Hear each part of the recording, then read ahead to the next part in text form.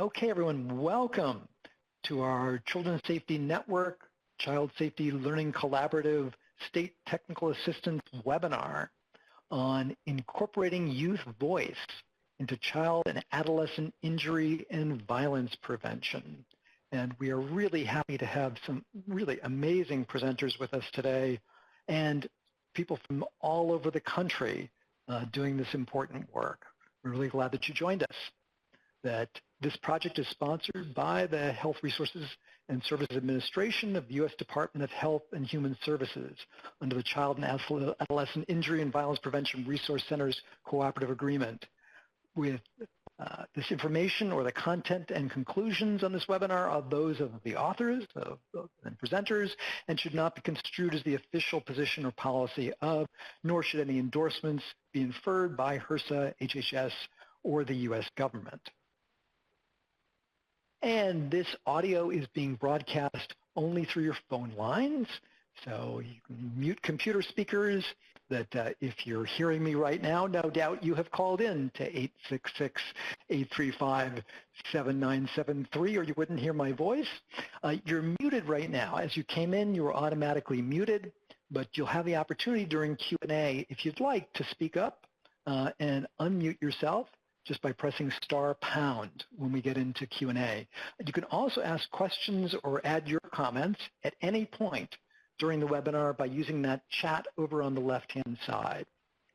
That we have lots of resources for you to enjoy today.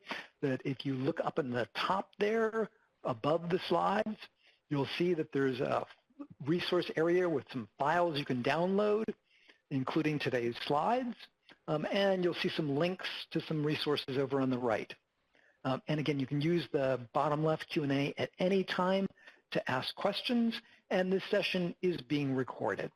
So after the webinar, we will be sending out to you the recording, and that will also be posted on our Children's Safety Network website, so along with the slides. So you can go back at any time and pass along to your colleagues this wonderful information, the slides, and the recording. So we've got a really wonderful group of presenters today. Erin Schneider is here, who is Director of Development and Continuous Quality Improvement at CityMatCH. There's Kathy Kuiper, who's from Rhode Island Parent Information Network Resource Center, the Health Equity Institute at Rhode Island Department of Health. That Diana Staras is here, who's Coordinator, Injury and Violence Prevention Program, Save Kids Middlesex County, with Robert Wood Johnson University Hospital. And then we've got a team from Iowa. Melissa Ellis is the Bullying Prevention Coordinator at the Iowa Department of Public Health. Nate Monson is here, Executive Director of Iowa Safe Schools. Becky Smith, Director of Youth Engagement from Iowa Safe Schools, and Benton, who's a student leader with Iowa Safe Schools. And after each of these presentations, there'll be a chance for you to ask your questions, make your comments. So again, at any point, you can feel free to type those into the box over on the left. And you'll also have a chance, if you'd like to speak up and unmute yourself during the Q&A sessions, you'll have the chance to do that as well. So I'd like to start by turning it over to Erin Schneider from CityMatCH. Erin, it's over to you. Hello, everybody. Thank you, Jim. As he said, my name is Erin Schneider, and I work at CityMatCH. And for those of you that don't know, CityMatCH is the national membership organization for urban maternal and child health professionals. So today I'm going to talk a little about CityMatCH and our work with local health departments around community engagement. And I think there are many parallels between engaging the community and engaging youth. So I'm going to start off this webinar kind of with more of an overview of community engagement and how we train teams on community engagement. And the other presenters are going to give you more specific examples of how they're engaging youth within their communities. So the CityMatCH mission is to strengthen public health leaders and organizations to promote equity and improve the health of urban women, families, and communities.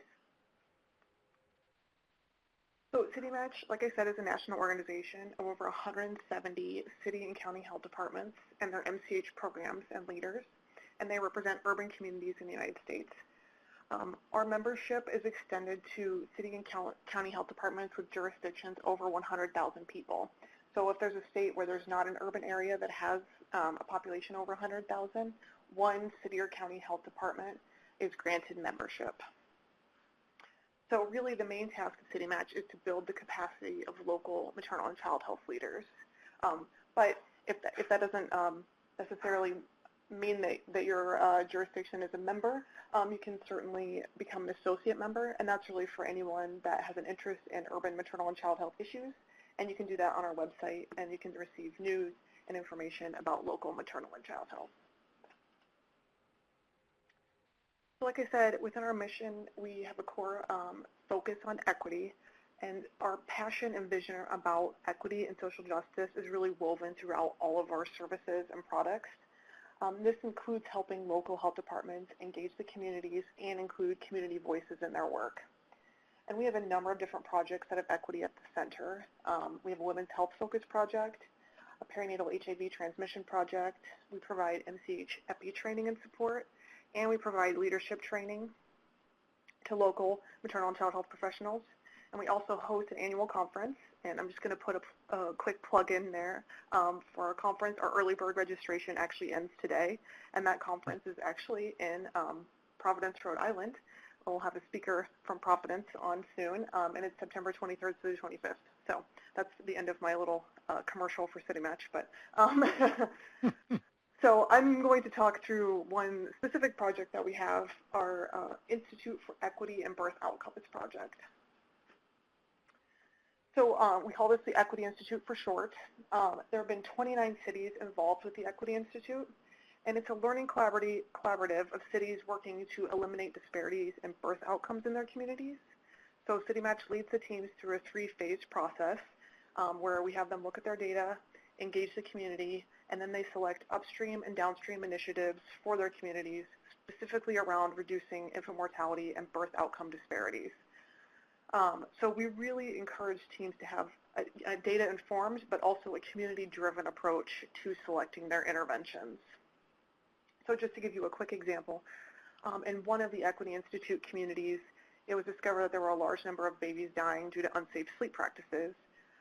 So, you know, the health department could have implemented a community-wide communications campaign promoting safe sleep messaging.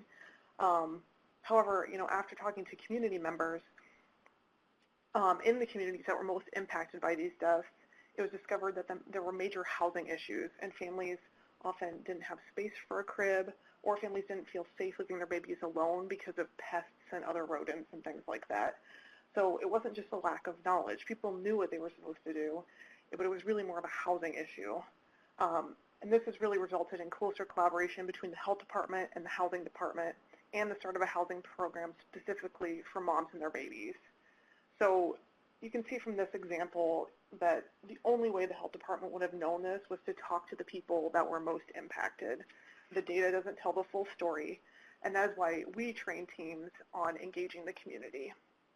And of course, like I said at the beginning, when I'm talking about community in this context, you can also use all of these lessons learned for thinking about working with youth and incorporating youth voices into your work. So like I mentioned, in the Equity Institute, we really focus on community engagement, and community engagement is really a live network. It's collaboration, it's communication, it's mobilization, and it's participation, and all of that is multidimensional. So while the local health department is working directly with the community members and organizations, those members and organizations are also working with each other. So everyone is really empowering each other to do this work. And you know, why is this important? People today are more knowledgeable than ever, and they want to have a say in things, you know, especially when you think about youth who have access to social media and smartphones. Today's challenges really involve important choices about the future, you know, which these issues are all going to directly impact the futures of the youth who are involved in your work.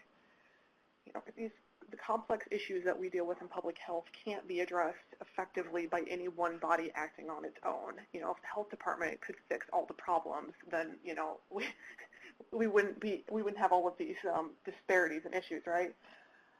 So it's really important to be engaging community and thinking about community partners and things like that. And finally, research shows that community engagement can have tangible results. So one way we work with local health departments to increase their community engagement is to take them through the stakeholder wheel process. Many of you may have heard about this before. I'm not going to actually take you through the stakeholder wheel process right now, but I'm going to walk you through how it might look and how it might help you think differently about who you've invited to meetings and who you're engaging with in the work, and how you may need to be thinking outside of some of your traditional partners. So there are a lot of versions of this out there. This is the one that we have on the CityMatCH website. So the instructions for the stakeholders wheel are to think about members of your team that are currently represented in your work. You then figure out where your partners fall, and you add shapes to the wheel to analyze where you may have gaps. This could be adapted to think about, the youth in your community. Are you only reaching out to schools to get youth input? Have you considered looking into faith and cultural networks to help diversify the youth that are engaged in your work? This is just could be a starting place to think about other sectors and ways to engage youth outside of places you may already be looking. And like I said, you can find this example on the CityMatCH website, which I'll post at the end. So how do we help local health departments engage with their communities and help communities be engaged and empowered at the same time? What we do with local health departments is encourage them to get close and understand the communities, or in this case, youth, understand their needs. We encourage the health departments to have representation from community members and those representing community organizations. So in addition to engaging directly with youth, you also need to have those at the table who are also serving youth across different sectors. The second thing we talk about is building trust. It's one of those things that takes time. When you're doing community level work, sometimes there's a lot of mistrust within the community, so it's building relationships and building those key partnerships with folks in the community who can help build bridges. You can't demand it or expect it. It takes time and relationship building. Let what needs to be done emerge. You need to create your to-do list together. Don't come in with your own agenda. Allow youth to help guide this process. So of course you're going to be engaging youth for a specific purpose and reason, but really allow those folks to have a say in kind of what activities you're doing and the direction of the project, and allow them to be fully immersed in that process. Of course, involve everybody, embrace diversity. It's really of critical importance, and really work to build a collaborative culture. So one key piece to think about also when you're working with youth is maintaining sustainability, because the kids are eventually going to age out. With some of the teams that we work with, in places where they have good youth engagement, they've figured out a way to continually build kind of a pipeline of youth. And a part of that is having youth in leadership positions to help recruit new youth and also give them skills that will be useful for them throughout their life. So this is just a list of CityMatCH resources. I have our website and then a few other things that might be of interest to everybody on the call. So really this was just an introduction to think about how engaging your communities, including youth, is important. I'm now going to turn it over to our next presenter, I guess after the short Q&A, and she's going to talk about specific ways that they're doing this in Rhode Island. And Rhode Island is actually a CityMatCH member health department, so I'm excited to hear what she has to say. So that's it for me. Thank you, everybody. Excellent. Thanks so much, Erin. So again, everyone feel free over in the left-hand side there. Go ahead and type in the questions that you might have. Erin, I was curious that you mentioned that community engagement leads to tangible results. And I'm wondering, you mentioned one example of how folks weren't able just from the data to tell all the context that helped them direct their efforts. Are there other examples that you have around sort of how did community engagement lead to tangible results? What does that look like?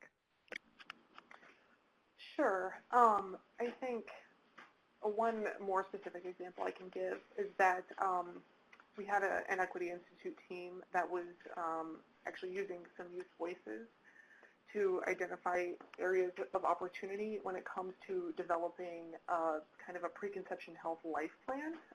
And so those youth were able to help develop a plan that was actually a lot more relevant and was guided by them since it was for them. I think this is just a very specific example, but those youth also helped the team to hear about, issues around girls not wanting to go to the doctor or medical provider relationships or maybe bias that they experienced. So I think it's just some of those things that you can't get when you're looking at data that folks in the community or the youth that you're working with can tell you that really can help shape what you're doing and make it more effective. So the kind of the epidemiological data and so on may help us see where there seems to be a problem, but can't tell us the kind of the why or the context, and yep. can't tell us what kind of approaches might be most embraced and accepted? Yes. Yep. You summarized it well. So I noticed that Ann Buss has a question. And Ann, do you want to unmute yourself by pressing *# to ask that? Or would you like me to voice that for you? I'll give just a second for Ann if she'd like to do that. Oh, hi. Yeah. Can you hear me? Yes, I can. Oh, great. I was just curious, how would I find out here in Montana who our public health departments might be or other entities that are working with CityMatCH? What really caught my attention was when she was talking about the whole safe sleep area, because that is a huge emphasis here in our state. So I thought, is it on the website? Do I talk to someone personally? Just anything along those lines. Thanks. Sure. Yeah. I don't think we don't have a list of our members on our website, but I can get you in touch with our membership manager, and she'll be able to get you connected to who we have as our member representative in Montana. Oh, that would be super. Yeah, I'm thinking that there's not a city that necessarily meets the qualifications, but we always have at least one representative from a state. So yeah, okay. I can get you connected. Perfect. Thank you. Mm-hmm. Great. And then it sounds like, Erin, if any of the folks who are on the webinar from around the country are interested in making those local connections in their states or cities in their states, that they would just contact you on the email address that you gave on your slides, and that you could help connect them to the membership manager? Yep, that would be great. Fantastic. Great. Okay, and again, if anyone else has any other questions, please go ahead and type those in. So I was wondering, Erin, that when you were showing us the stakeholder wheel, I'm wondering whether you've seen anything around where do the common gaps tend to be in the stakeholder wheel? Where do folks sometimes not have partners engaged? And do you have any sense about what some of those challenges have been around engagement?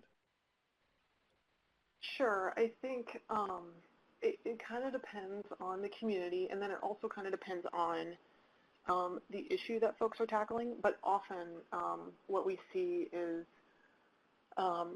things like law enforcement or housing. Those are folks that are often not represented that would be really useful to be represented. And sometimes we joke that maternal and child health is everything, but people from other sectors sometimes don't think the same way we do. So I think some of those non-traditional health partners are folks that are often being left out of conversations. Folks often are including people in their groups, in their steering committees and things that just have always attended, right? And so I think the stakeholders wheel is a nice way to say, oh, we actually haven't engaged, somebody from the local housing department or something like that. So, yeah, I think it just kind of depends, though, on the community and the topic at hand. That makes a lot of sense. And just really thinking through this kind of question of sort of who is at the table, but also to what extent are they at the table? That are they really on the team? or are they just kind of a token presence? Right. Maybe sort of they're in name only? Right, and that's one thing that we experience with community engagement in general, is that you want to have folks, kind of like what I said, be involved with the creation of projects, to be involved in looking at the data and making decisions. So it's not just a token member of the group, that they're actually really integrated within the group. And I suspect we're going to hear much more about this from some of the other presenters as well. So thank you so much, Erin. And now, as we're suggesting, let's find out how this might look in one of the CityMatCH participants from Rhode Island. So, Kathy Kuiper, it's over to you. Okay, well, great.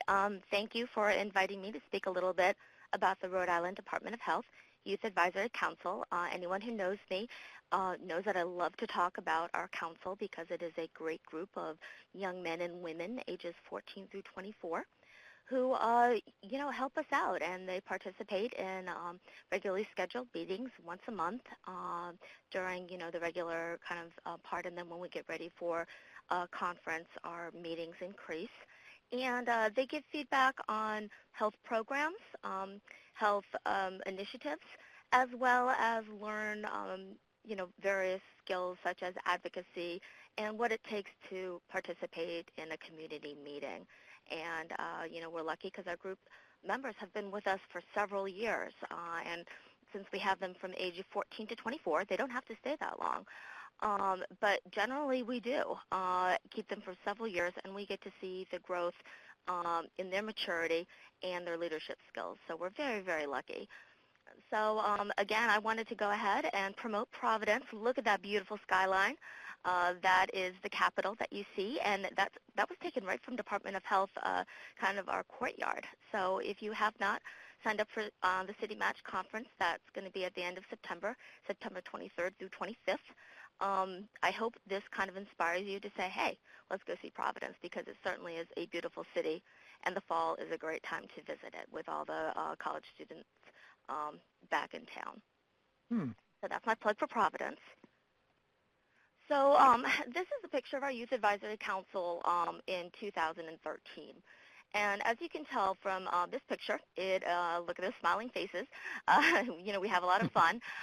This was taken this spring right after we started. And so you'll note that the group is rather small, and that there is almost a 1-to-1 ratio of adults to young people. And when we started, that was the case. We had some great allies that some of them brought groups, a small number of young people with them, including a counselor from a school, as well as a teacher from a transition academy. And that was the start of our group. Now, our group was based on the principles of positive youth leadership development. And you'll hear that probably a lot today, because it's so important to focus on the young people's strengths and make a real positive environment where they feel safe and they feel welcomed, and where they can contribute as well. So that is something that is incorporated throughout our meeting structure. And the structure of the Youth Advisory Council is where we do have monthly meetings. Those meetings are set up a full, almost a year in advance, where we try to be consistent with our meeting time as well as our meeting location, and we try to do like the third Thursday of the month. And again, that's helpful for young people, so they kind of have an idea in the back of their head, okay, I have a Youth Advisory Council meeting this day, and it's also helpful to our partners to whom we promote the council to. So that's going on with that. And I want to go ahead, and this picture that you see right here, this was just taken last spring. And if you look at our beautiful council, you'll note that we've grown, which is great, and also that our members, those are all young people that are there. There are no adult allies in the picture. There are some behind the scenes, because all youth advisory councils are going to need some support. But again, that is a picture of all young people, and the youth leaders are in that picture as well. And it does take some time. There was, several years between that 2013 picture and the, 2019 picture. And right here you see a slide that talks a little bit about our membership and how many leaders were involved and how many adults were involved. And you will see that there's, there's an ebb and flow with a council. And you'll notice if you look at 2015, that is the first year where we actually put into place a incentive. So when a young person attends our council meetings after they've participated in an orientation, they do receive a gift card incentive for their participation in the council. We want to make sure our young people feel valued, that their opinions are valued, and that they come. And once we went ahead and put that incentive in place, our diversity of our council improved. We had a much larger range of young people that were involved, and they came from farther away. So that was a real plus, and that happened. And that happened largely with polling the young people and saying, hey, are you having trouble making it to the meetings? And we learned that sometimes if they had another job, they would rather do the job because they needed money. So what can we do to make sure that it is worth the young people's time to participate? So, so that's that slide. And we are supported by the Rhode Island Department of Health, which we are so lucky to be really embraced by the Department of Health. But the Department of Health does get a lot of benefits by having the council meet. One, we are kind of this group that has a set schedule, and so if there is a program that needs some youth input, we already have scheduled meetings. So, the group is already there, and usually when there is input that's needed on different topics, there's usually a tight turnaround on time. So that's really beneficial that we are there meeting regularly. And one of the examples that I would like to give about our young people giving input was that a program came up and they brought one of their new brochures that they wanted to bring to schools. And I'm not going to say what program it is. And it was a beautiful brochure. It was glossy. It had, it was brightly colored. And one of the young people in the council said, well, I don't read brochures. And so all of a sudden we're trying to have this message to young people, and the young people don't use that form of communication any longer. So again, that's why it's really good to get young people involved in the beginning and not so much at the end when things are reviewed. So that's just one of the examples. It's also really good that they are a target audience to teach about health programs as well as health initiatives. And so they are kind of that ready audience.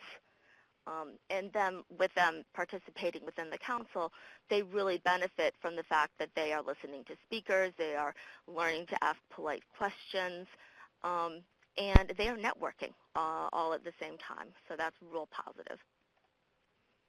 Now, the benefit for the young people that attend, first of all, it is a great resume builder. And because we have our young people for several years, we can really work with them on different topics that they're interested in. One of the things that we brought to the council last year was a special training on stress reduction and mindfulness. We also brought in a speaker about LGBTQ policies and politics and how to be a good ally for that group and how to encourage membership. So we are truly an open and inclusive council for that.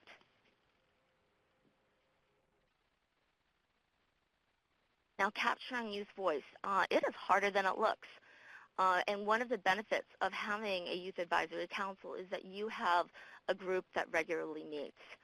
There was an instance this spring where we were partnering with another community group, and they were really interested in getting some feedback from young adults age 18 to 24. And their plan was to send out an email and ask community partners to pass along this email, and there was a survey attached to it, and that's how they were going to go ahead and grab some feedback from young people aged 18 to 24. Great idea, great plan, great survey, except no one took the survey. It did not get into the right hands, and it just wasn't the right method to try to reach this age group. So we were able to reach out to the people that already participate within our council and promote, a possible focus group. There was interest. They were able to meet with the group that, wanted to get some more feedback from young people. and they're still involved with that project. So again, it's kind of a win-win situation that if you have a group that is regularly meeting, it is so much easier than to try to find a new group of young people.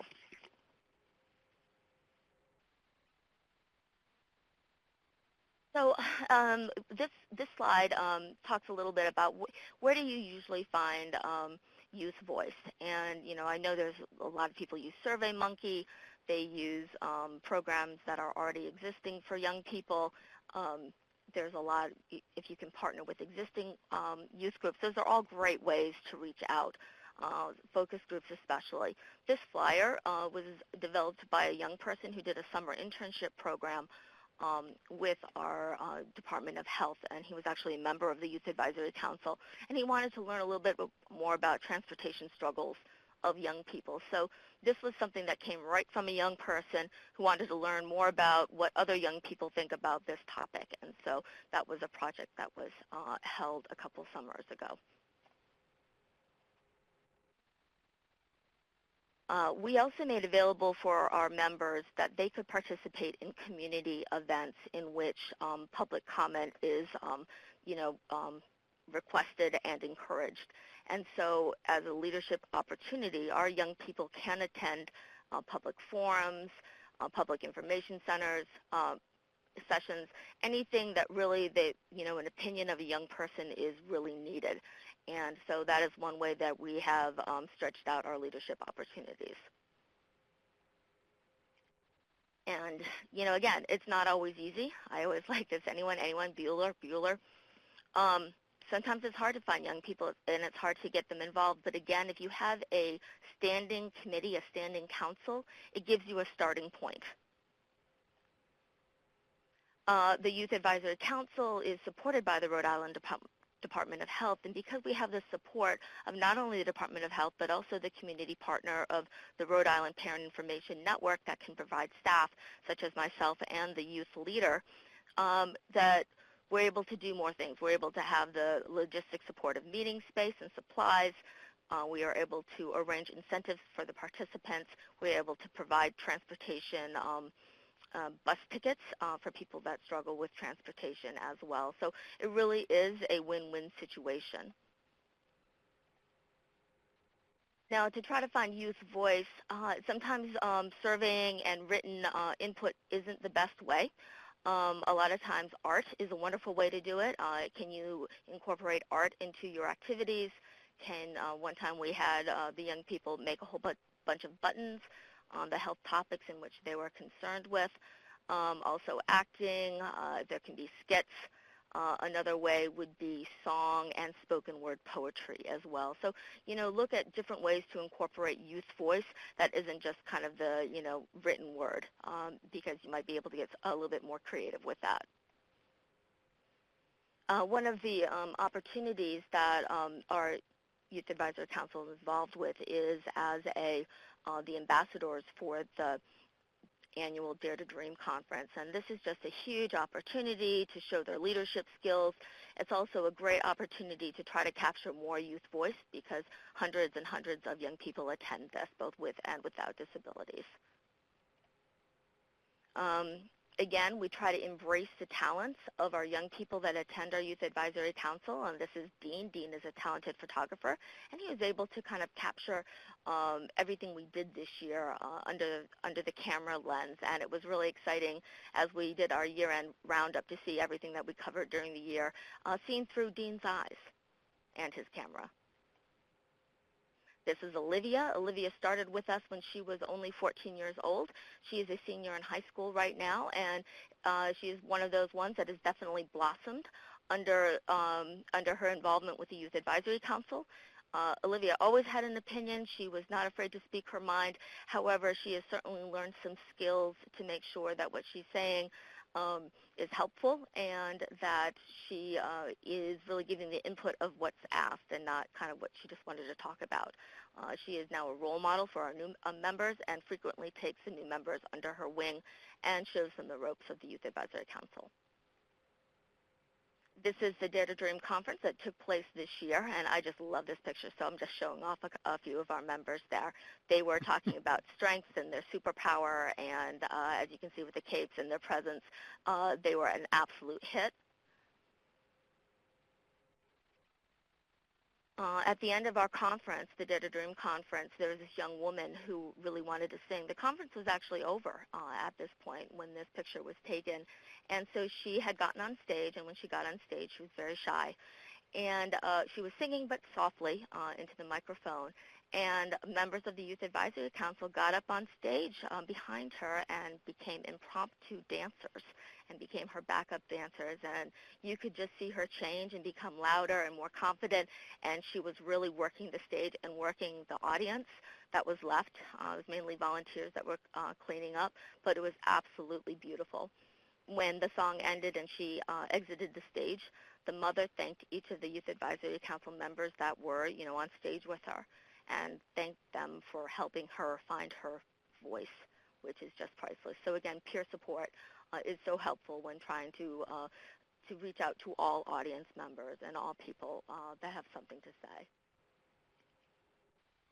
I will end my slides with words of wisdom from Tracy Allard, who is now our co-chair of our Youth Advisory Council.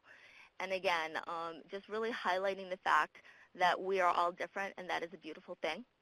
We know one of the things that makes our community and world great is our diversity of skills, culture, thoughts, talents, and strengths. To illustrate the great diversity in the room today, we're going to acknowledge and celebrate all of our strengths. And again, that's what we try to do with the Youth Advisory Council, and I think that's what all communities should strive to get as much youth voice as possible, because it really is a wonderful thing. And that's all I have. Thank you so much, Kathy.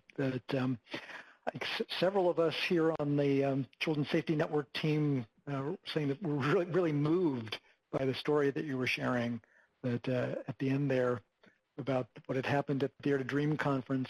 And that seems like that was really an indication of the kind of culture of respect and support that you've developed throughout the Youth Advisory Council. And it seems like that's part of how you've gotten that level, that's a key part of how you've gotten that level of engagement. I think it's really important to have these kind of impromptu, it wasn't staged, it wasn't scripted, it just happened. And the Youth Advisory Council members, they really, they stood up and they wanted to help. They wanted to make sure that everyone had a great experience. And I was just so proud of them, but no one had to coach them. They just did it all on their own. Right. Well, and it seems like together with the youth who are on the Advisory Council and the adults and the staff working with them, you've created that kind of environment. That seems like that's totally consistent with the kind of inclusion and respect that seems at the center of what you're doing. Absolutely. We really do try to make sure that we are welcome to all abilities, and we do provide peer support. That is our goal. We really do. We really try to reach out to the young people that might not want to be involved in school programs for whatever reason, and that's what one of the things that makes our council special. Well, and even when you were talking about thinking about transportation needs, that sort of really understanding what are the potential barriers to full participation and what are the kinds of supports that can ease that can open the opportunity for people. So I noticed that several people have got some questions here in the chat, and I'm wondering, Melissa Hines, I see a question from you. I'm wondering whether you'd like to press *# on your phone and open up your phone line and share your question with us. So Melissa, can you press *# and voice your question? Thank you so much. Melissa Hines, Wisconsin. Wanting to hear more a little bit about how the youth are recruited to the council. Are they self-selected, and how do you, or are you able to attend to recruiting from a high-risk group or from survivor groups to integrate kind of what I've seen break the cycle, work on empowerment among youth and making sure that we're not just working with the youth that are the most confident in the room, so to speak? Melissa, that's a fantastic question, and it's certainly something that we strive to do every year. And I think it's something that, we always work on. And are we where we want to be? Not quite. But one of the things that we do, we found the best recruitment strategy is actually our current members.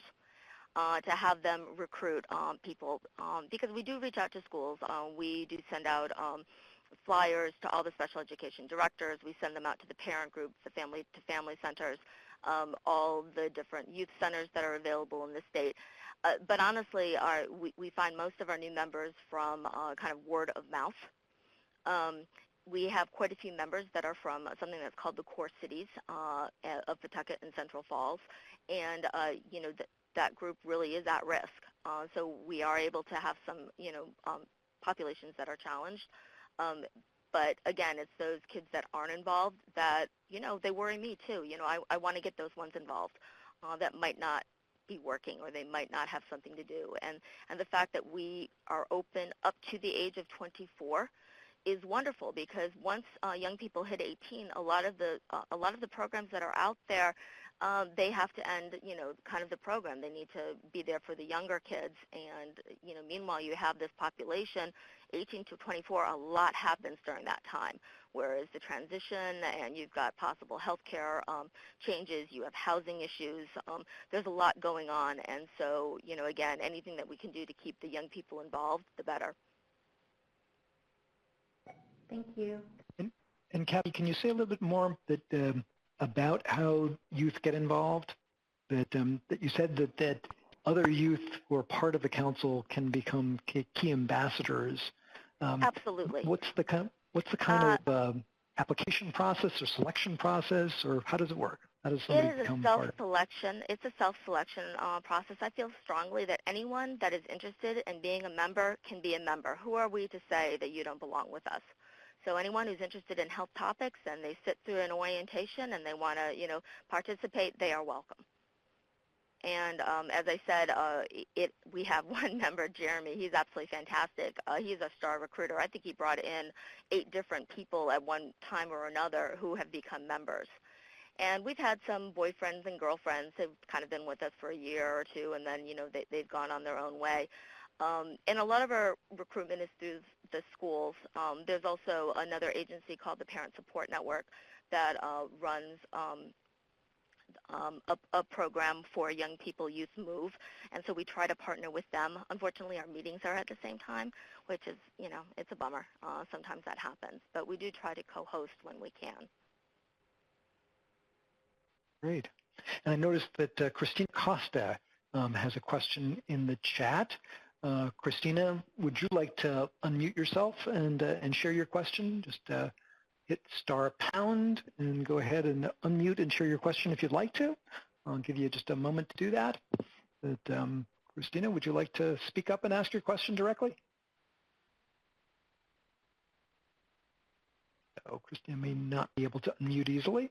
So Kathy, Christina was asking, what advice can you give to develop a parent network at a local health department? Any thoughts on that?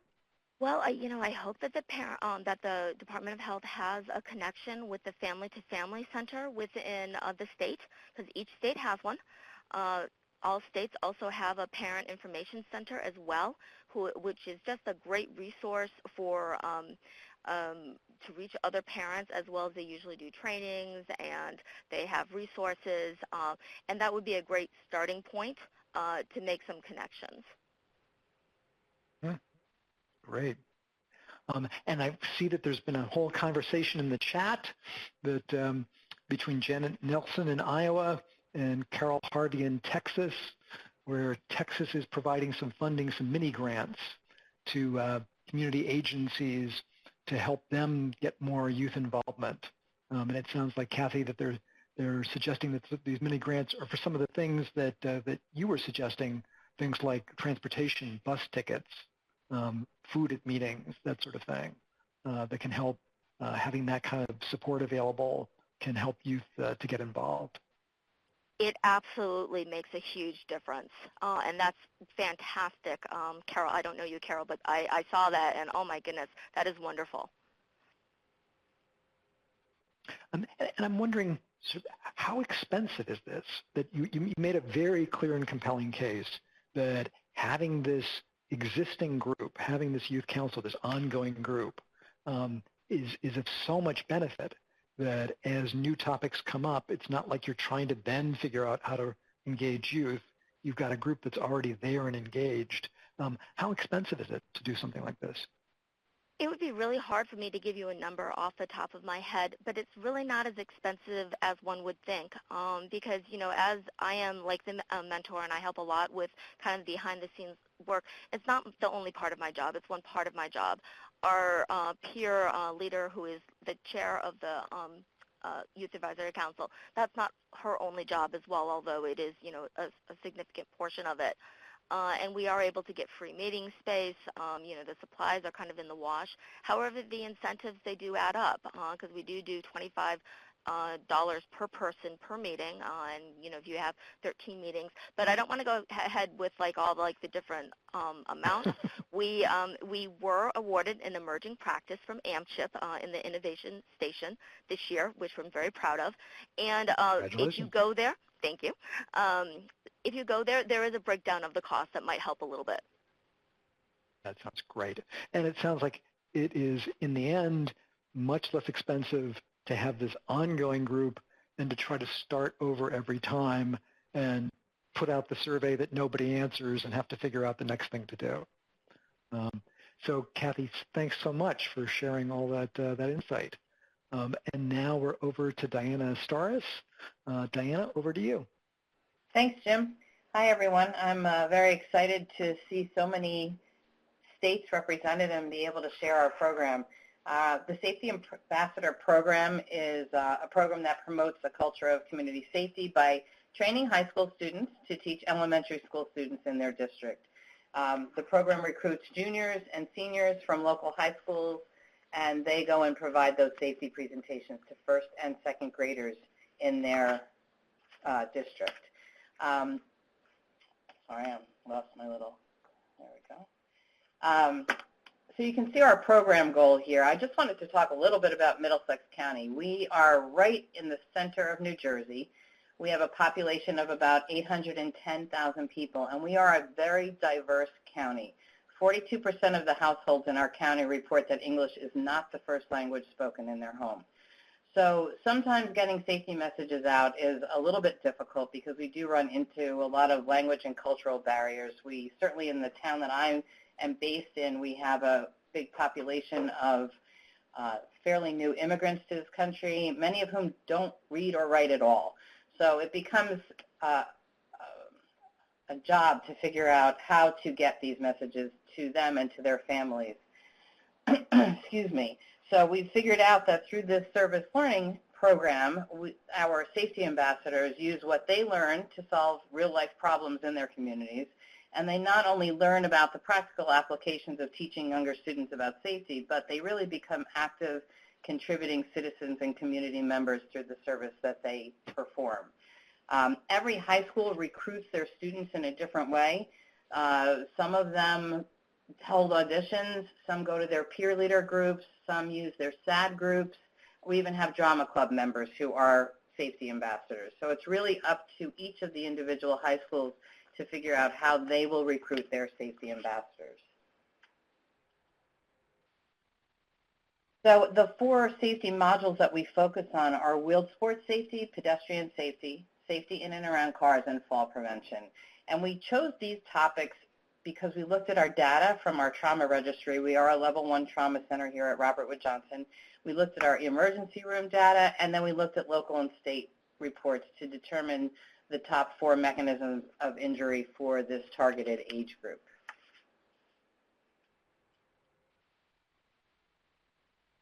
We start off our year, and the program does run the academic year. So we start off our year in October with a safety summit where we bring together all of the safety ambassadors from all of the high schools, and they are oriented to the program. And because we ask for 11th and 12th graders, we probably about 25 to 30% of the students coming to us for the safety summit are returning students. So they can act as ambassadors to those new 11th graders coming into the program. And we really use this time. It's an all-day summit. We introduce them to the Safety Ambassador Program operations and the mission. We talk to them about injury prevention as a public health issue so that they understand the importance of that. And one of the main objectives of our program is really to provide opportunities for the high school students to improve their knowledge of injury risks and prevention strategies, but also to provide them with opportunities to improve self-confidence, verbal communication skills, presentation skills, and there's definitely opportunities for leadership development and learning how to work as a team member. And we really feel like this is a great service learning project because it really integrates meaningful community service with teaching, and it really enriches, from the safety ambassador's perspective and their words, it really enriches their learning experience. The safety ambassadors take what they learned during that high school safety summit, and ultimately they're really able to address real life issues about safety and injury prevention.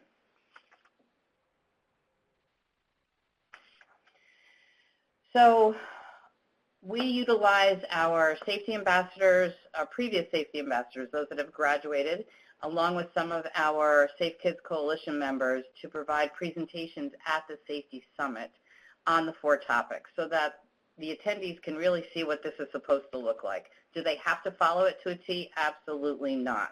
But we do provide that so that they have an idea of what are we looking for. We are also in the midst of Rutgers University. So we bring in communication majors from Rutgers University to provide a workshop at the Safety Summit that really teaches our high school students about presentation skills, how do you work with 6- and 7-year-olds, what's the appropriate vocabulary, how do you make it engaging. They teach them to use songs and games and activities in their presentations. And then also, very importantly, how do you regroup if the class gets too rowdy or out of hand. So they walk away from the Safety Summit with a lot of information. We also provide them with a prop kit. So every school gets one. And this is really so that they have the resources to make their presentation engaging and interactive. We don't want them standing up there and lecturing to the 1st and 2nd graders. So we give them things like reflective vests. You can see a helmet here, booster seats. We give them that. That's a Jell-O brain mold so that when they're talking about the importance of wearing a helmet, they can actually show the kids sort of what a brain is like. We give them stickers for each topic, so every child walks away with a sticker.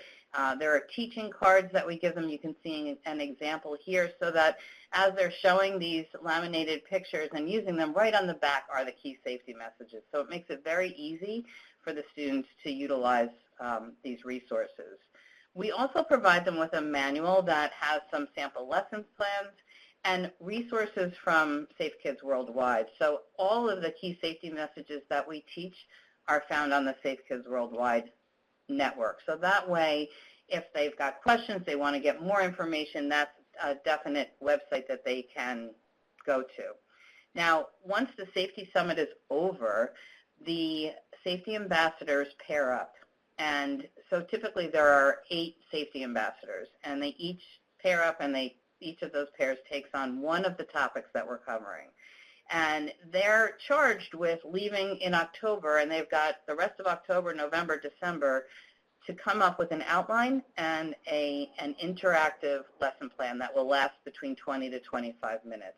And we keep it at that time limit because we know that 1st and 2nd graders do not have a very long attention span. Neither do the high school students, so it really works out perfectly that way.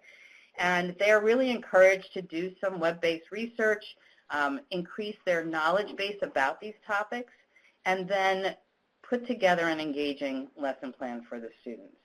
And as I said, they're not limited to copying the presentations that we give them. We really do encourage them to find new and innovative ways to present those key safety messages to the elementary school students. And the safety ambassadors really, through this whole process, throughout the year, really build character, and they become active participants because they work with each other in their school, and they create projects that focus on the safety needs of their community. So here's some pictures of some safety presentations going on. You can see there's puppets involved. We really discourage the use of smart boards, except maybe to put a picture up there, but we don't want the students putting together a PowerPoint. That is strongly discouraged. When they deliver their presentations, that happens February to May. So once a month, the safety ambassadors go to their respective elementary school and they present these topics. And typically, and that might change a little bit depending upon how many first or second grade classes there are. And by the way, they pick either first or second grade and they stick with that grade throughout their involvement in the program, throughout that school's involvement in the program. We do evaluate in a lot of different ways.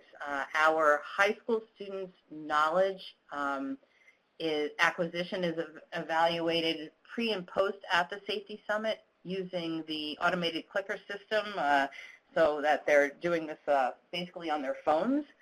Poll Everywhere is the app we use.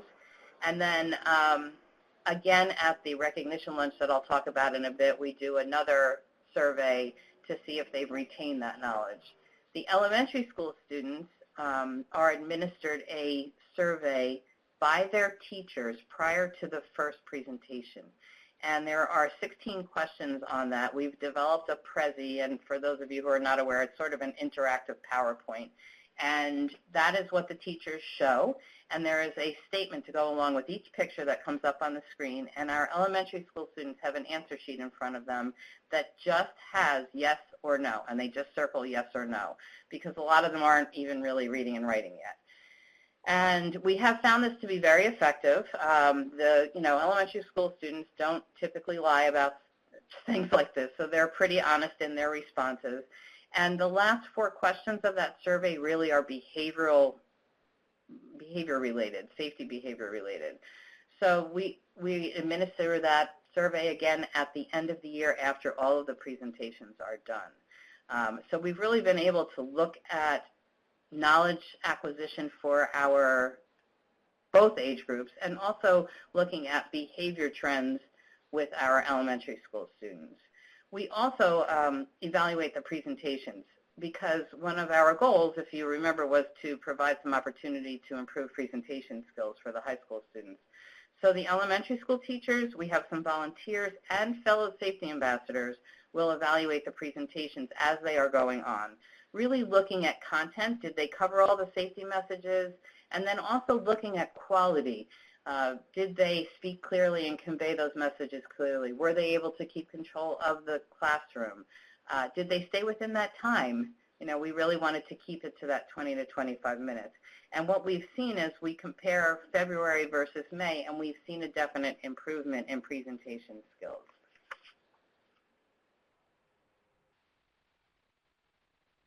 And then at the end of the year, usually the end of May, beginning of June, we have a recognition lunch. And this is where we bring all of the safety ambassadors together with their advisors and the elementary school representatives to celebrate the year and to celebrate the achievements of our safety ambassadors.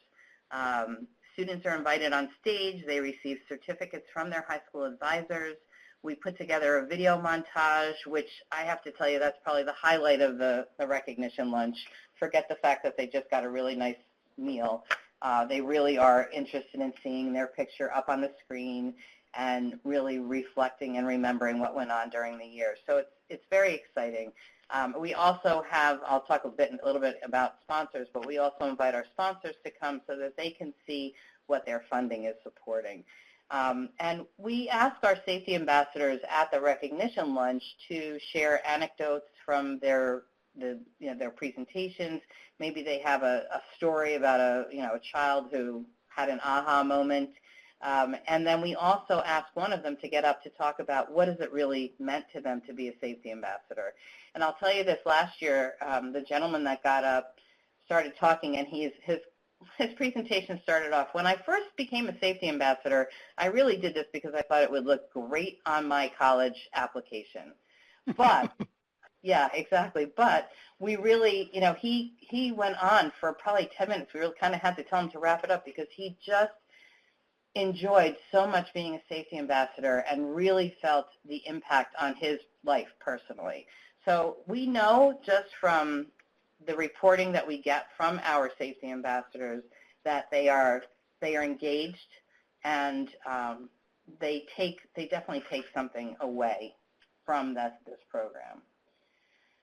So we ask our safety ambassadors for feedback every year, what worked, what didn't, what additional resources we could have provided for them. We always want to know if they've encountered obstacles, and we do this in a forum where they can actually see each other's evaluations, because we want them to be able to learn from each other. But also, one school might have had an obstacle that they encountered and they were able to overcome it, and then the other school would say, oh, well, why didn't we think about doing that? So it really is helpful when they share all of this information among themselves, too.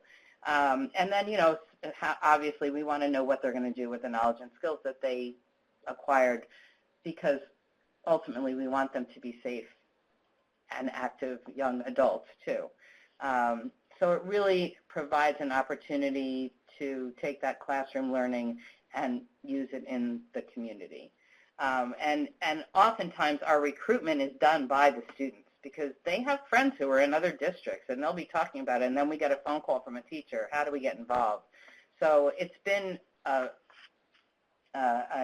journey through, we started this back in 2008, was it? Yeah, so quite a while. We've gotten some recognition, too, which is really nice, because this recognition helps us to expand the program. We were recently recognized by the New Jersey chapter of the American Academy of Pediatrics with their Youth Achievement Award, which is based on being a dedicated advocate for New Jersey's children. And in this picture, you can see that this was an evening reception that we were all invited to. It was a dinner, and we invited some of our advisors and students to come along with us, and they had a wonderful time. But the reason I point this out is because we always try to include the students in what we're doing.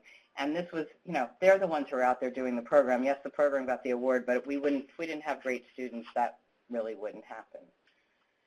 So when we started this program back in 2008, we had 5 high schools and 5 elementary schools participating. And we had started off with a 3-year grant from the Office of Prevention, which is through our Developmental Disabilities Department of the state.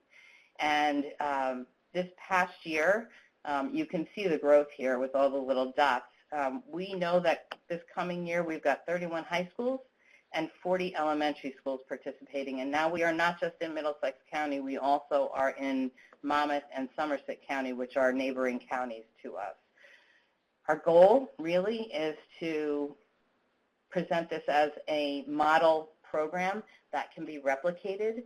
And we just completed a research project where we enrolled parents of students who had, elementary students, who had participated in the program versus parents who had, of elementary students who did not.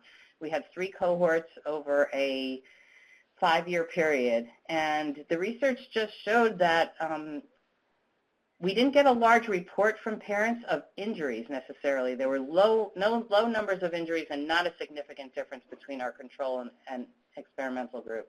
But what we did get was that our experimental group reported many more, significantly more safety behaviors among their children than those students who did not participate in the program. So we were very excited about those results because we really weren't sure what was going to happen. So we're looking to now take that information and write an article for a peer-reviewed journal and hopefully be able to go after some expanded funding so that we can take this program on the road. And here's my contact information. So if anybody is interested in getting more information, I would be happy to share. Fantastic. And Diana, can you say a little bit more about what draws the young people to take part as safety ambassadors? Sometimes it's their friends, saying, come on, I'm going to do this, let's do it together. But I really do think that the majority of the time, we have a lot of kids who want to be teachers, or maybe they want to go into the health profession. And because we're a hospital program. They think that they get involved with us. That might be a step in the right direction for them. But I do think it's really more about they want to give back, and they like being in front of little kids. And certainly the first and second graders love having the teenagers there. And Kathy mentioned actually in the chat that she loves the idea of using older peers to teach the first and second graders. Can you say more about why that strategy? Why have teens do these presentations as opposed to having hospital staff go in, for example? Well, there's a lot of research out there about cross-age tutoring programs and how younger kids respond to their older peers. And I say peers because they're still kids, right? I mean, they're 16 and 17 years old, but when the safety ambassadors come in the room, the elementary school children light up. You're back, what are we going to learn this time? And I'm not making this up. They're very excited. It's not their teacher telling them about it. It's not an adult, someone who's like their mom or dad. It's someone that they can relate to, and they listen, and they remember. So it works. Well, fantastic. So when we come back to questions at the end, we may have some more questions for you. And Diana, thank you so much for sharing. Thank you for having me. So now we're over to the Iowa team. Melissa Ellis, over to you. Hi, Jim. Thanks for having us today. We're excited to be here. We are here in the Des Moines area, and we wanted to take some time to talk about our partnership that we have, our Title V program in Iowa with Iowa Safe Schools. So our process began probably a couple years ago. Our state Title V program was involved with a workforce development program. At that time, we had some contacts with the executive director at Iowa Safe Schools. We contacted them, asked that they would come to meet with us and see if they would be interested in potentially partnering in one of our projects related to bullying prevention here in Iowa. We did a little bit of work with Iowa Safe Schools at that time, worked through the project that we had with the Workforce Development Center. And then once that was over, we reached out to them again. And really, at that point, they kind of came to us and said, you know, we're not sure if we're involved or how we can be of help. And so we really sat down with them and created a plan as to how they could help us. To introduce Iowa Safe Schools, they provide comprehensive support, victim services, resources, and host events for LGBTQ and allied youth. They serve over 4,500 youth annually, and they are the largest LGBTQ youth serving organization in the Midwest. So we have a great partner on board with us. Like I mentioned, we did enter into a contractual agreement. We asked them to help us reach some students, and they do offer support, and they helped us gain access to talking with students. We decided at the time that we really wanted to host some focus groups. We picked the college age group. We reached out to some high school age and middle school age GSAs, or Gay Straight Alliances. We had a really good turnout with our focus groups, having conversations with them. And we met with a high school group here in the Des Moines area. We had 13 students. We met with them after school at their normal GSA time that they had at their school. The age ranges were really freshmen to juniors. And then also we held a GSA that was very interesting, a focus group with a GSA at Drake University here in Des Moines. Like I mentioned, we did have open conversations with them. We really wanted to get input and feedback about how they perceive bullying and what exactly really comes to mind when we talk to them about bullying prevention. And really what we wanted is a youth voice, with them giving us their feedback and telling us how they felt about bullying, is it relevant? And so we did that. We collected some thoughts here in our slide. It's pretty small here, but I'll go ahead and read you some of the comments that we got from those focus groups about bullying. Cyberbullying is more common than real-life bullying, so that was an important note for us to make. In high school, we don't really talk about it, meaning bullying, anymore. It's avoided as a whole topic, just kind of brushed off. They also mentioned we no longer have PowerPoint presentations on bullying. There aren't bullying posters anymore. There are now mental health posters. So that was a different dynamic when we started to look at bullying prevention and developing a plan. And then lastly, one of the comments, if teachers had to report everything they hear, they wouldn't even have time to teach us. So again, another dynamic when we're looking at developing and implementing a program and making sure that it's relevant to them and that it's important and it addresses the needs of the youth that we're serving. So we are a partner and participating with the Child Safety Learning Collaborative. So at this point, we really looked to the Child Safety Learning Collaborative and submitted a technical assistance request. We wanted to look at some evidence-based programming more specific to LGBTQ students. We submitted that request. The Learning Collaborative responded to our request and provided us with quite a bit of information about potential projects and potential curriculum that we could use. So we went back to Iowa State Schools and we partnered together to use a curriculum or a program that we looked at together, and we all agreed that would be best to pilot. And so it was perfect timing for us because they were getting ready, the Iowa State Schools staff were getting ready to host their week-long Pride Camp here in the Des Moines area. So they agreed to help us out, and we selected the program that we thought would fit best. And so I will turn it over to Becky here to talk about what they heard. Hi, everybody. My name is Becky. I'm the Director of Youth Engagement for Iowa Safe Schools.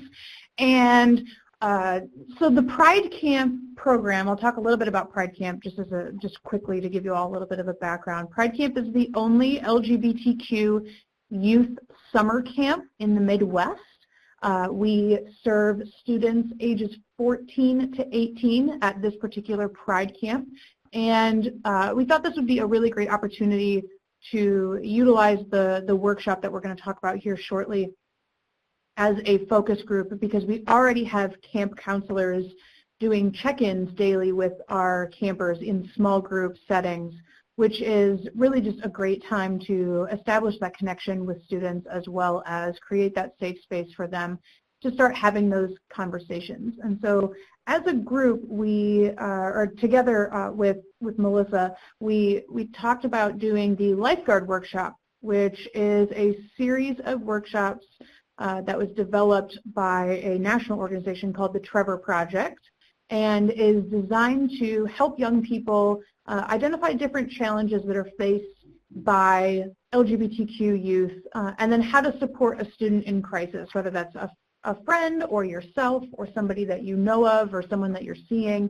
And so looking at different things around warning signs of suicide, how to be a good ally, what is allyship, and then what are some healthy habits that we can identify. So whether that is coping or de-escalation and just looking at different ways that students can kind of self-regulate and find really just, life preservers almost, in the sense of just day-to-day life when it comes to mental health and healthy habits. And so the two important takeaways from that program was that facilitating took a lot longer than we had expected.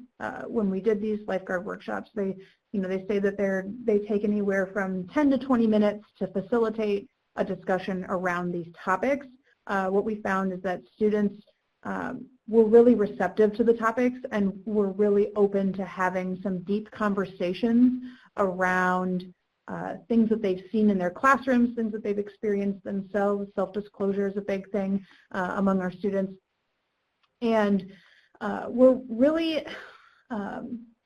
one thing that we did notice was that there was definitely a need to make sure that we did a wrap-up activity or a intro activity that kind of, we use the term kind of happy in the sense that a lot of these topics are really heavy. And so, talking about things like suicide, talking about things like bullying and allyship and how can we create these healthy habits among our students, is that these, especially when a student is self-disclosing, a lot of times that topic can get really heavy. And so one thing that we did notice that we needed to add in the future would be to make sure that there is something that kind of brings the group back together in a positive way. And then in addition to that, making sure that resources were available for students who needed further support, right? So making sure that, we weren't just talking about things related to suicide, depression, mental health issues, allyship, bullying, harassment, things like that, and then just saying, okay, now go back to camp or go back to your day-to-day life, and making sure that we were providing students with some follow-up resources as well. And so use with our Pride Campers versus our Student Leadership Council. So we also piloted this program with our Student Leadership Council, and our Student Leadership Council members make up different students from across the state of Iowa. Some of them were at Pride Camp and some of them were not, so we got kind of a different population group there. And what we noticed that was with the Student Leadership Council members, they discussed a lot of the topics and a lot of the concepts like suicide and perspectives in that in much more depth, and talked about it from more of a systems perspective.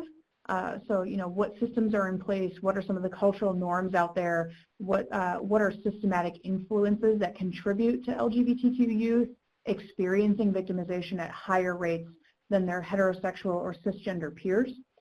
Whereas Pride Camp focused more on the individual takeaways and the individual kind of, this is my experience, this is what I'm facing. And so we got some really interesting data points there, and we're able to kind of delineate some of the information that we got in the sense of having some interesting diversity in our data.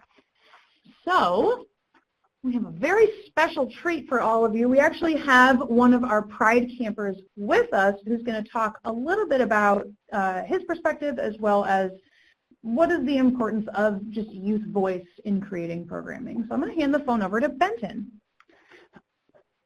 Hi, my name is Benton. I'm one of the student leaders here for Iowa Safe Schools, and I think it's really important. Like Becky said, we did a lot of activities.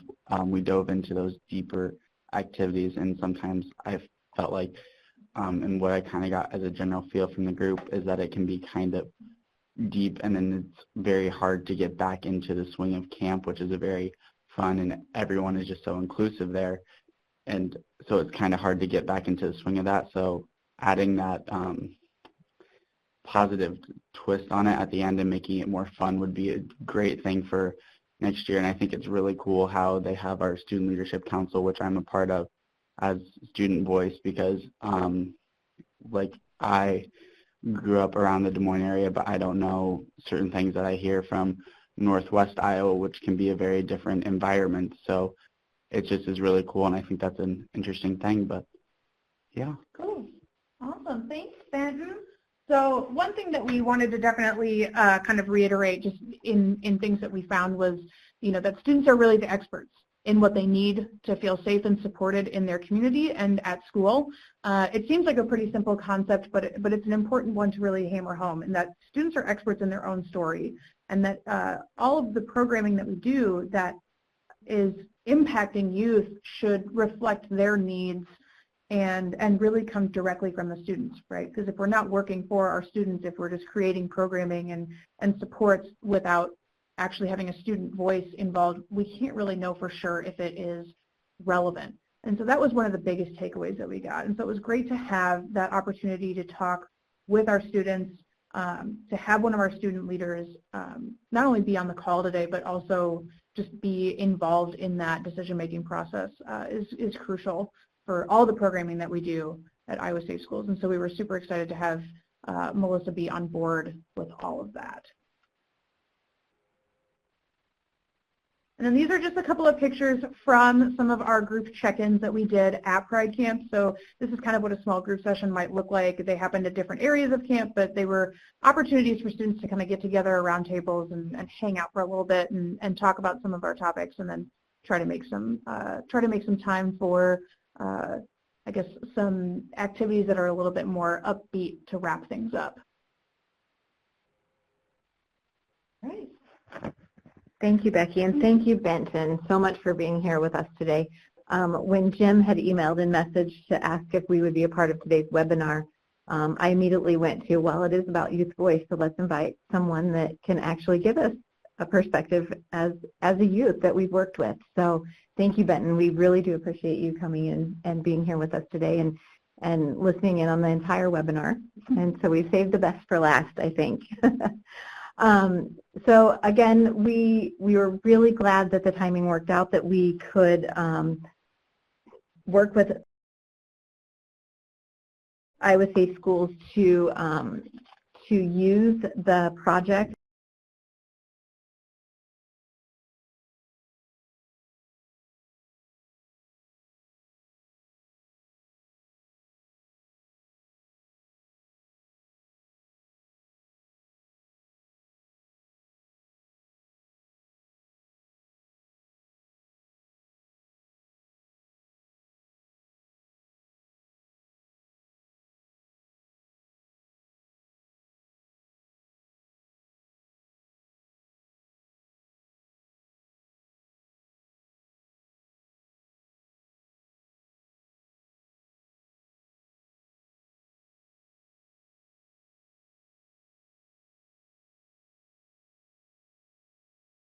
and to use the lifeguard workshop in their Pride Camp. So it really gave us a first draft, first run of the project. And like Becky mentioned, there were some things that they learned and things that they can adjust either before they present the workshop or after the workshop.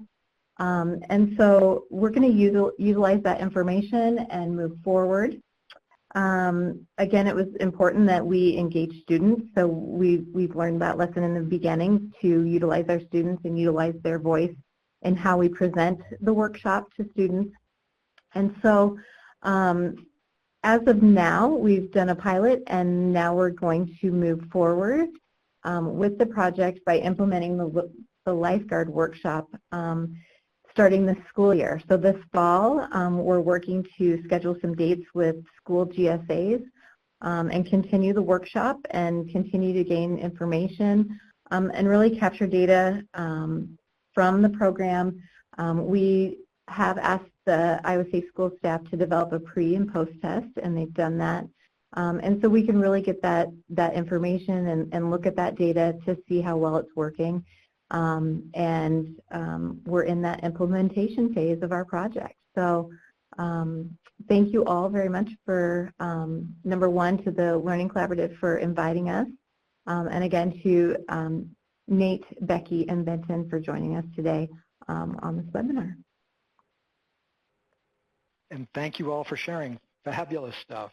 But it really struck me, Benton, when you were talking about the kind of environment at Pride Camp, the kind of the positive feeling there, and when you were talking about with the focus groups that you did that through the Gender and Sexuality Alliances, it struck me that what you were presenting in Iowa, it also kind of connected back to when Kathy was talking about the importance of doing this work through a group that meets regularly, that rather than just trying to convene people, young people from out of nowhere, that in the case of Rhode Island, they're doing that through the Youth Advisory Council, But it sounds like in Iowa for this particular project, you did this through the Iowa Safe Schools, through the existing networks of GSAs.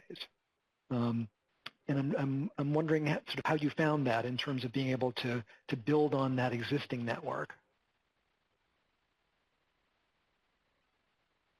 So when it comes to kind of building on the existing network, is, you know, Iowa Safe Schools as an organization, we've been around since 2002 and have built some really incredible relationships with educators as well as the students within those schools. And so, I mean, really the students, for the most part, actually reach out to us. We don't have to do a whole lot of outreach there because we are the only LGBTQ youth serving organization in the state of Iowa. And so it just kind of, it seemed like a no-brainer to partner with Melissa and that department to create, or, you know, to pilot this program and talk about these things that our students are already talking about, and then build upon that with Pride Camp, right? Because Pride Camp as a program really gave us an opportunity to work in a way that we had more access to the students throughout the day to also check in on them after the workshop as well. So. Well, and it struck me that through trying out this lifeguard workshop, through the piloting that you did, you know, it's all the advantages of piloting, where rather than trying to, you know, selecting the program and trying to roll it out to all of the GSAs across the state or all that would participate, you had the opportunity at Pride Camp to do the pilot, and from the feedback of student leaders like Benton and others, that you understood much more about what will make this workshop most effective for your youth, and are able to then revise before you implement and scale up. So it seems like yeah, absolutely. Yeah, that was something that we really thought would be important, was to let's pilot this in a small group setting, and with a group of students that we know that, you know, they're going to give us honest feedback, and they're going to be able to kind of roll with things if we need to, you know, make some adjustments or tweak things throughout the week, as opposed to trying to do this with our, you know, over 150 gay straight alliances across the state of Iowa. And so it was great to be able to do this, and most of our campers are local in the sense of, you know, they're all kind of in central Iowa, so it was great to get that that focus group in there. Oh, fantastic. And so just thinking about the various models that we were hearing about over the course of the presentations today, that you know, we have the idea of creating the special kind of group, the Youth Advisory Council. We have youth as being ambassadors going out there and sharing information. And then we have this kind of this model of using some pre-existing youth organizations, youth networks, to be able to leverage those pre-existing relationships, that sense of safety, those pre-existing networks, to be able to then get the kind of feedback and testing that you need to be able to have programs you can then scale up in the most effective way. So lots of really exciting ideas. But you know, as we're thinking about this too, from the perspective of this continuous quality improvement work that we're doing, and this idea of how you spread effective programs, that this really kind of fits into that whole idea about having that continuous feedback coming in right from the very beginning all the way through the process. And one of the tools that we will offer to everyone here is that if you go up to the top there to the file share, there's a stakeholder analysis worksheet. And I think in some of that, you'll see some connections there with the kind of work that that Erin was presenting in the beginning about the stakeholder wheel.